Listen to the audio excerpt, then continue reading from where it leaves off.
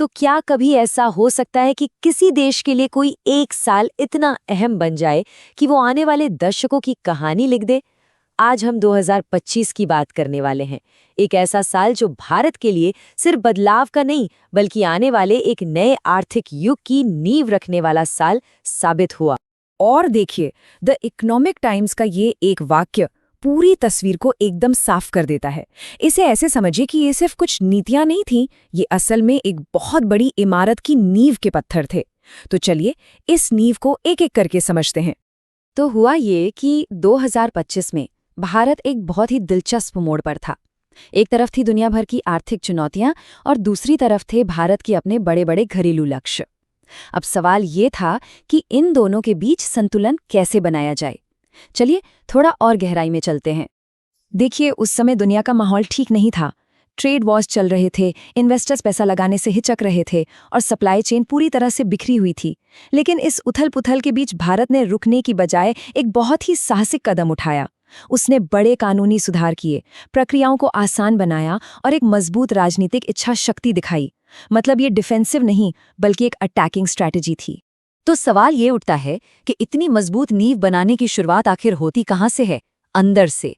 पहला कदम था अपने घरेलू इंजन को पावर देना, और इसका सीधा रास्ता था टैक्स और व्यापार में ऐसे सुधार करना जिससे आम लोगों और लोकल बिजनेस को सीधे तौर पर ताकत मिले।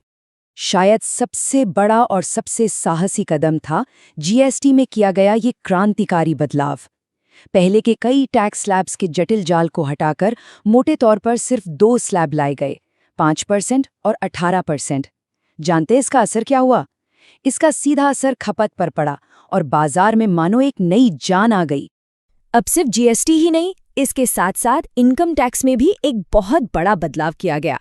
1961 के पुराने और उलझे हुए इनकम टैक्स कानून को हटाकर आम आदमी को, खासकर कम और मिडिल इनकम वालों को टैक्स में बड़ी राहत दी गई। मकसद एकदम सीधा था, लोगों के हाथ में ज्यादा पैसा देना ताकि वो ज्यादा खर्च करें और डिमांड बढ़े।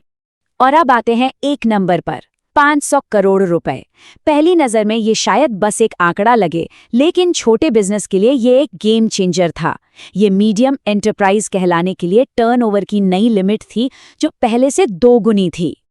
देखिए, इस एक नंबर की अहमियत बहुत गहरी है। पहले क्या होता था, कई छोटे और मीडियम बिजनेस यानी एमएसएमईज सिर्फ इसलिए अपना कारोबार नहीं बढ़ाते थे क्योंकि उन्हें डर था कि कहीं वो सरकारी फायदों से बाहर न हो जाएं। इस एक बदलाव ने उनके पैरों से वो बेड़ियां हटा दी और उन्हें खुलकर बढ़ने की आज़ादी दी। तो एक तरफ तो घरेलू इंजन को रफ्तार मिल रही थी, लेकिन नींव की अगली परत ने उस एक बड़ी दिक्कत पर फोकस किया जो दशकों से हमारी रफ्तार को धीमा कर रही थी, यानी पुराने और उलझे हुए कानून। अब वक्त था नियमों की दुनिया में एक बड़ा बदलाव लाने का। ये नंबर देखिए, 29। दशकों तक देश के बिजनेस को 29 अलग-अलग और अक्सर बहुत पुराने लेबर कानूनों के जाल में उलझना पड़ता था। ये जटिलता अपने आप में विकास के रास्ते का एक बहुत बड़ा रोड़ा थी। और फिर 2025 में उन 29 कानूनों को घटाकर सिर्फ 4 आधुनिक लेबर कोड्स में बदल दिया गया। जरा सोच कर देखिए कि ये कितना बड़ा बदलाव था। ये कंपनियों के ऊपर से नियमों का बोझ कम करने के लिए एक बहुत बड़ा कदम था। लेकिन इसका मतलब सिर्फ कानून कम करना नहीं था। असल मकसद था एक बैलेंस बनाना। एक तरफ कंपनियों को काम करने की फ्लेक्सिबिलिटी देना और दूसरी तरफ मजदूरों के लिए सही वेतन और सोशल सिक्योरिटी पक्की करना। नियमों की एक और बड़ी सफाई हुई एक ऐसे सेक्टर में जो बहुत जरूरी है, हमारी समुद्री अर्थव्यवस्था। इन 5 बिल्स के जरिए भारत के बंदरगाहों, शिपिंग और लॉजिस्टिक्स के पूरे सिस्टम को मॉडर्न बना दिया गया। और मजे की बात यह है कि इनमें से कुछ कानून तो 100 साल से भी ज्यादा पुराने थे। तो अब जब घर की नींव मजबूत हो गई, तो अगला कदम था दुनिया से जुड़ने का, दुनिया के लिए दरवाजे खोलने का। लक्ष्य था विदेशी निवेश को खींचना और व्यापार को नई ऊंचाइयों पर ले जाना। और इसकी शुरुआत हुई एक बहुत ही बड़े और ऐतिहासिक फैसले से।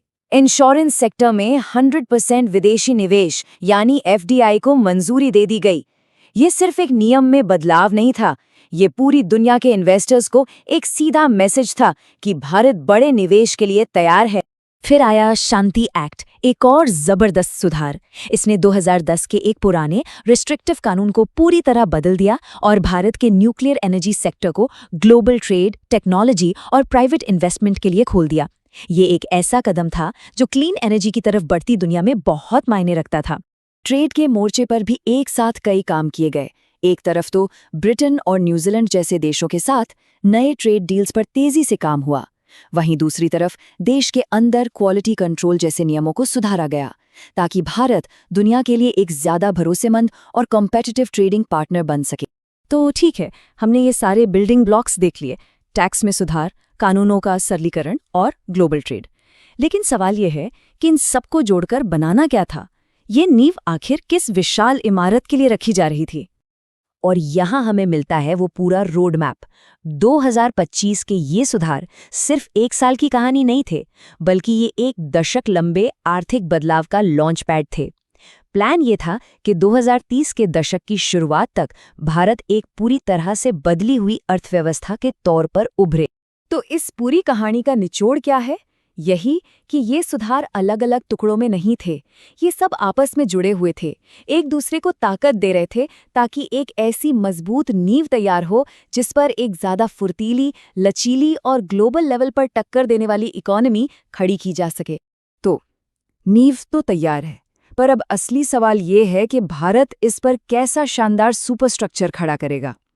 आगे की संभावनाएं क्या हैं और चुनौतियां क्या होंगी?